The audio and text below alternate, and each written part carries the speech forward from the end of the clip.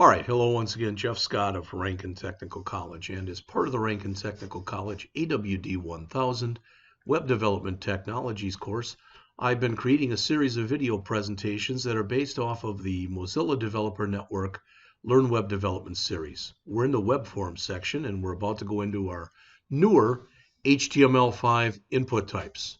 So the previous article, as mentioned here, started looking at the input element, but it covered the things that came with the original versions of HTML, the early days, so to speak. But as it says, most of the features discussed in this article have wide browser support, and they will note exceptions. All right, it says because HTML form appearance may be quite different from a designer's specs, web developers sometimes build their own custom form controls. That'll be discussed later. So the first one of these I actually showed you before, and that was when we say input type equal email. All right, notice it's totally legit to have the type of email, the ID of email, and the name of email because they all mean different things. This is the actual type of input that is allowed in that text box. This is the name that's going to be used for client-side coding, so to speak, or referencing, and this is going to be for server-side coding or referencing. So again, when you use this type, as it says, the user is required to type in a valid, this is not correct, a valid email address. No, it's a validly formatted email address. Any other content, as it says, causes the browser to display an error message. You can also allow the multiple attribute in here. I've never used this to allow multiple addresses to be entered in the same input as long as they're comma separated. That might be kind of nice because with a lot of times what you'll find in there is there are places that may want you to put in both a work email, for example, and a home email, or a primary email and a secondary email or whatever. And if you only wanted to put it into one field, that would be a way to do it. All right, on some devices, notably touch devices with dynamic keyboards like smartphones, as it says here, a different virtual keypad might be presented, one that has the @ sign already in it. It says you can find examples of the basic text types here. Okay. We've already started looking at these. So notice if I can come in here and type that in. If I put in this, I'm going to get the error. But if I put this and I put in @.com, it'll take that. The URL we've already talked about, so if I put in that, it accepts it. Number, notice if I try to hit a non-numeric key here. But if I hit numbers, and I can also put a minimum and a maximum in there. All right. Telephone, if I put in here letters, it did accept it. I'm surprised. What I have found over time with the telephone is it doesn't have total browser support. All right. Oops. But if I do put in here, for example, my number here at Rankin,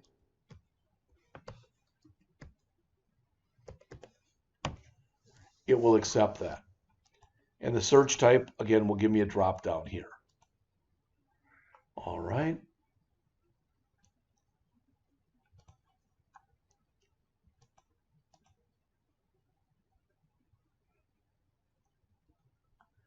As it says, this is another good reason for using the newer input types. They improve the UX or user experience. Especially, you want to make it easier when you realize that so many people today are inputting information on their phone. Anything you can do to make their life easier will make them more likely to want to use whatever it is you're trying to sell or whatever. All right, client-side validation is also available. You've already seen this. The email, etc., had a bit of client-side validation put in. But as it says, it should not be considered an exhaustive security measure. Your app should always perform things on the client side and then send them to the server where they'll be basically security checks will be placed again. Sometimes you'll have the same checks on both the client and the server side. And the reason for that is it's possible for people to sometimes turn off the security settings on the client side, but they can't on the server side.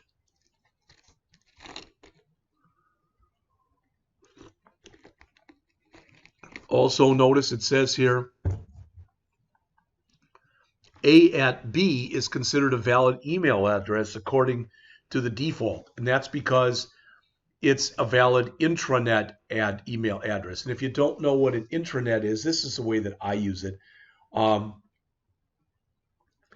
For instance, if I worked at Lowe's, okay, and let's say I sold lumber, I might sell lumber to, let's just say as an example, I might sell it to Walmart, I might sell it to a lumber company, etc., that kind of thing. I might have different intranets set up between me and each one of those places.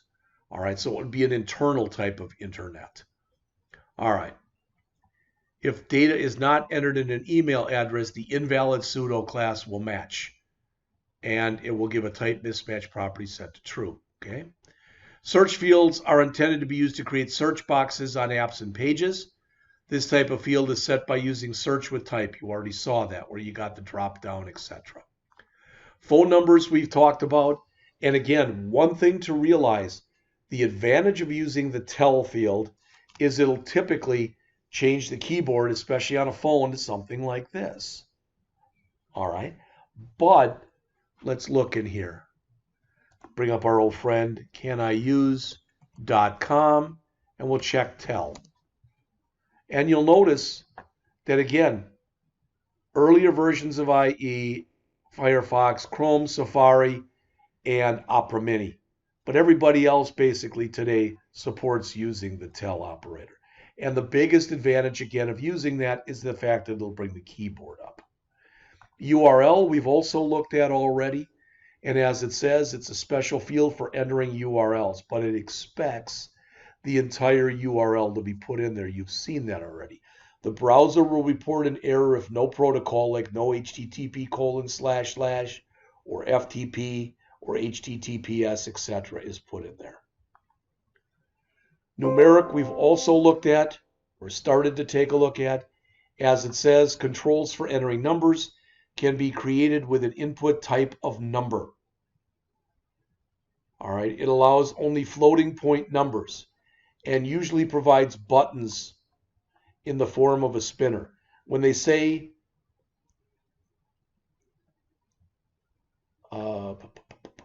floating point, that means they can have a decimal place in there. All right, they give some examples. Now, one thing to realize is if I put this in, let's put this in here. All right, so let's put this into the example that we've been using. I'll just again add this down at the bottom. So it's got a thing for age. The minimum is 1. Let's put in here the maximum of 100. Okay? All right. And we'll again step it by 2 as they're showing.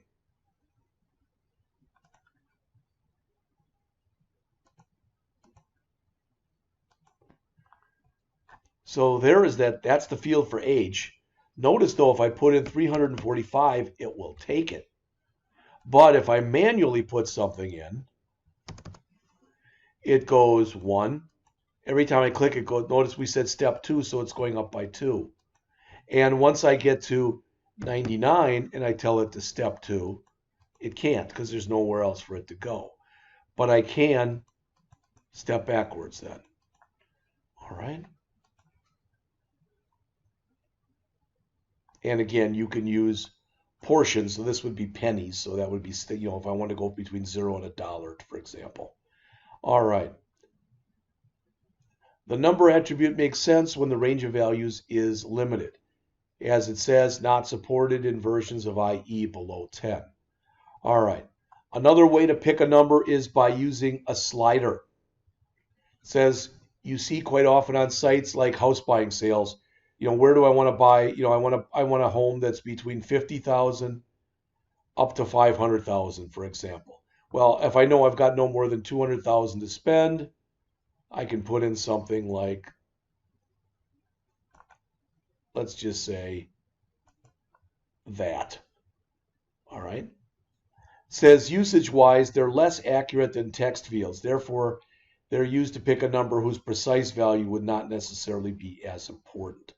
A slider is created using the input tag with the type attribute set to range.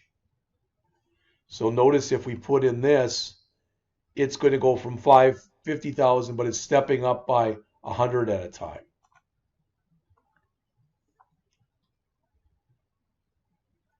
Now it says one problem with sliders is they don't offer any kind of visual feedback as to what the current value is. That is why we've included an output element. So by putting this in, it says to actually display it, you must use JavaScript like this. All right, and I believe we'll get into this a little bit later on in here. The date and time pickers, I did show them to you. All right, and you bring that up, and notice there's the date picker, there's the time picker. They're oftentimes used, for example, if you want to set up something for someone so they can set up an appointment. All right. It says, let's look at the different kinds of dates and times briefly. All right, let's do that. We're okay for time, so that's fine. DateTime local creates a widget to display and pick a date and a time with no specific time zone information. Month, as it says, creates the widget to pick a month of the year. Time creates it to pick a time value. Week creates the display to pick a week number and its years. Now notice you might very well want to do this with the constraining date and time values. It says all date and times can be constrained using min and max. Why would you want to do that? You might want to only allow people, well, first of all, you're not going to let them, for example, if this was something for appointments, you wouldn't allow them to set up an appointment that was less than the current date. And maybe the most you like to set an appointment out in advance is, let's say for a dental office, is 6 months type of thing. All right. You should be warned, it says here, that the date and time widgets don't always have the best browser support. At the moment, Chrome, Edge, and Opera support them, but there is no support in IE. Safari has some mobile support, but no desktop support. Firefox supports time and date only. So in other words, if you're going to use that, take a look when you're going to use that. Go out to Can I Use and whatever. The color picker is kind of a neat one. Let's just grab this one. And we'll put that in there as well. And I didn't show this before, but let's just put in a couple line breaks here to make this a little bit easier to read. And there will be our color picker. I'm immediately going to put in a couple more line breaks just in case we add something later. And with this, now if we go down to the bottom, there's our color picker. Well, it's just black. When you click on it, notice what you get. So now it's red, green, etc. You could use this for a lot of different things. For example, if you were asking somebody to pick a background color or something like that, you could do that. The value returned is also always a lowercase 6 value hex color. We've talked about this before. So it'd be like FFFFFF.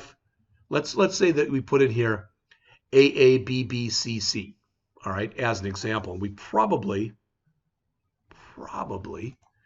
I don't know if we can even put it in there like this. Doesn't look like it. So let's say we'll put this in ourselves. So we'll make something. I'll put in here 34, and I'll put in here 66, and I'll put in here 99. All right, and notice it's a form of blue. Well, that's how much red we want, how much green we want, and how much blue we want. Now, it would make sense that it would be the most blue. If I change this one to 199, it's going to look more red. And if I change this one to 255, it's going to look more green. All right. Color inputs are not supported in Internet Explorer. There's another test your skills. If you really want to learn this stuff, that's what you should be doing. So this was brief. This was only 15 minutes long. So we've now gone through the first 5 of these: our intro, the first form, how to structure a web form, basic native controls, and we just did the HTML input types. When we come back, we will hit on the other form controls, and I'll be back with that one shortly.